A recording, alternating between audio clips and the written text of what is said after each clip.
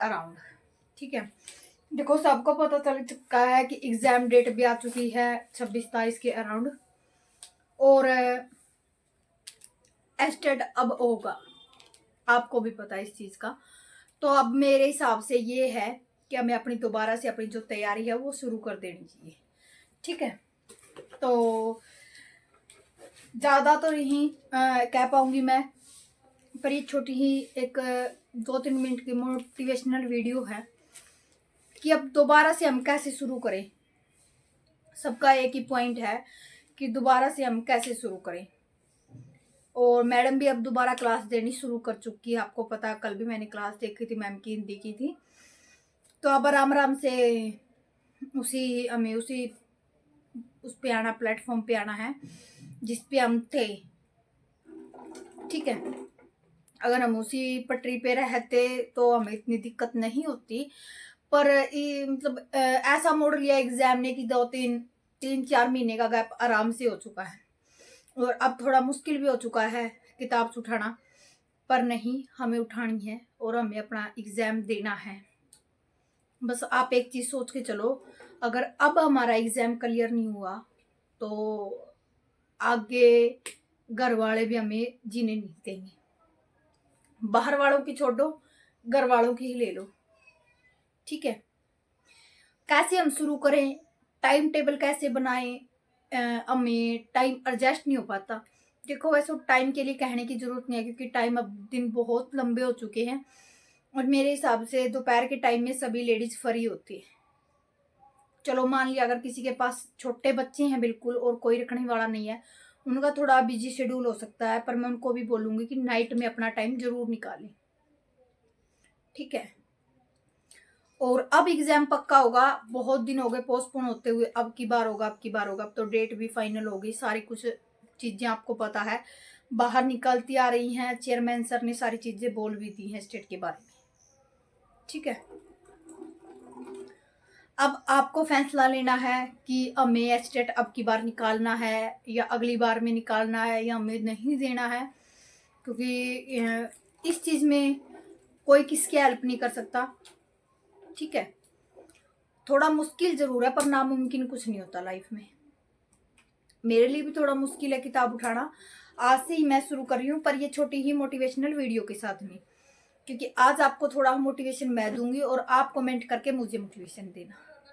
ठीक है, क्योंकि आप जब मुझे कमेंट करते हो मुझे भी अच्छा लगता है, और आप भी इसी फील्ड में देखना चाहते थे, इसी दोबारा रेखा को देखना चाहते थे जो हम पहले थे।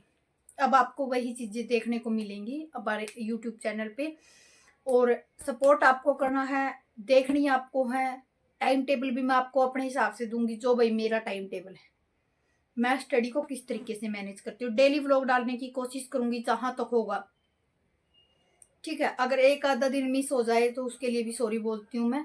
बाकी कोशिश यही रहेगी कि आपको मैं मतलब 3-4 मिनट या 5 मिनट 10 मिनट का जैसा भी बनेगा मैं व्लॉग डाल लूंगी, ताकि आप लोग अपनी बुक्स ना रख पाए। क्योंकि बहुत सारी लड़कियां ये बोलती है कि दी हम आपकी वीडियो से बहुत इंस्पायर होते हैं, बहुत ज़्यादा मोटिवेशन मिलता है हमें, जिसे देखकर हमें पढ़ने का मन करता है, हमें ये होता है कि नहीं हमें कुछ करना है। तो अब दोबारा से आपको ये इसी चीज़ को सोचना है कि हमें कुछ करना है। अब पीछे मैंने 4-5 दिन पहले एक वीडियो देखी थी, किसी सर ने डाल रखी थी शायद इंस्टाग्राम पे, तो वो 2 बच्चों की माँ थी और यूपीएससी क्रैक करके थे। तो आप खुद अंदाजा लगा सको, जब वो 2 बच्चे की माँ घर परिवार को संभालते हुए, बच्चों को संभालते हुए वो यूपीएससी क्रैक कर सकती है, तो हमारे लिए तो एस्टेट कुछ भी नहीं है।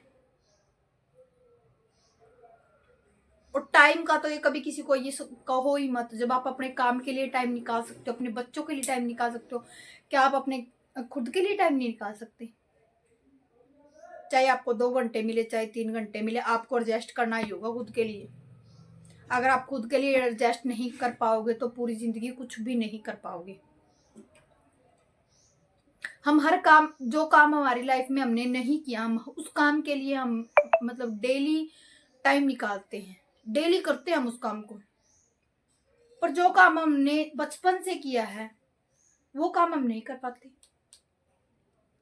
मायके में जब हम होते हैं, बहुत सारी लड़कियां होती है जो काम नहीं कर पाती या पेरेंट्स नहीं करवाते, क्योंकि वहां पे थोड़ा ये होता है कि नहीं हमारे बच्चे पढ़ लिख लेंगे, हमारे बच्चों को बस सिर्फ पढ़ना है और कुछ नहीं करना है। हम उस चीज को छोड़ के आगे आने के बाद हम जो काम हमने नहीं किया उस काम में हम इतने एक्सपर्ट हो जाते हैं कि हम जो हमने स्टार्टिंग से किया उसको हम छोड़ देते हैं। यही अभी हमारी सबसे बड़ी कमजोरी है।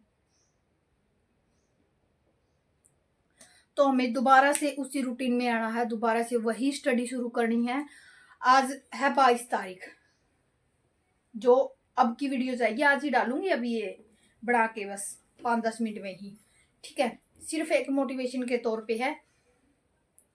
और कमेंट करके जरूर बताइए आपको अब आगे टाइम टेबल की वीडियो चाहिए, बुक्स की वीडियो चाहिए, किस चीज की वीडियो चाहिए, या फिर नॉर्मल जो स्टडी व्लॉग में डालती थी वैसे ही व्लॉग चाहिए, ठीक है।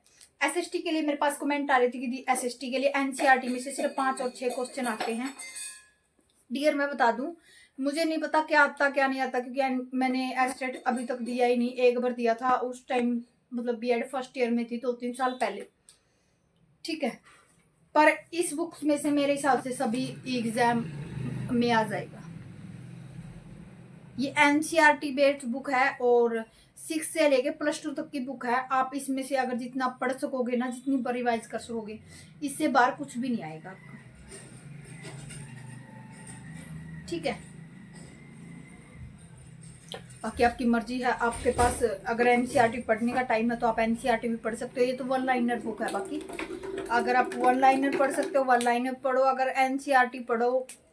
मेन चीज है कि मटेरियल, ये चीज नहीं मैटर करता कि आपने बुक कौन सी ली है, मटेरियल जो उसमें है ना, उसके अंदर है, वो हमारे काम का होना चाहिए।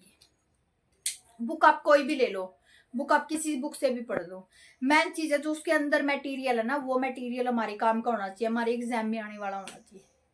बुक सभी अच्छी होती है, टीचर सभी अच्छे होते हैं।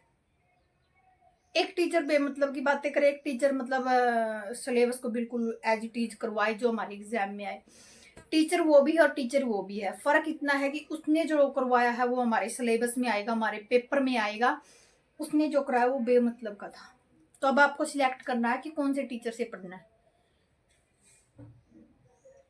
ठीक है।